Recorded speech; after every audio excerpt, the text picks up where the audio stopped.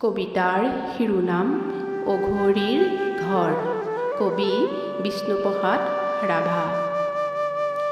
এই ঘৰ অঘৰীৰ ঘৰ, অতি মনোহৰ।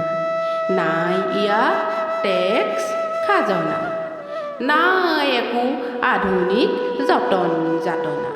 পা পইচাৰ নাই হিচাপ নিকাচ, আনিছোঁ খাইছোঁ এই নীতি।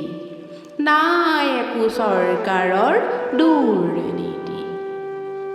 চৰকাৰে বঢ়াওক যত পাৰে দাম দৰ, তাৰ বাবে আছে জানো কিবা ভয় ডৰ? একো নাই, আমি যে অঘৰী। ঘূৰি ফুৰে উঘা চেৰিকীৰ দৰে জীৱন চকৰি। উষাৰ হেঙুলি বেলি আমাৰ জীৱন কৰে ৰঙিলী ৰাঙলী।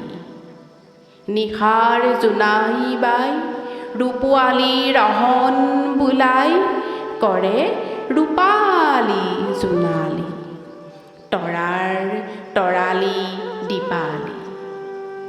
আল ফুলকৈ পোহৰ মেলি জোনাকী পৰুৱাৰ সতে খেলি মেলি।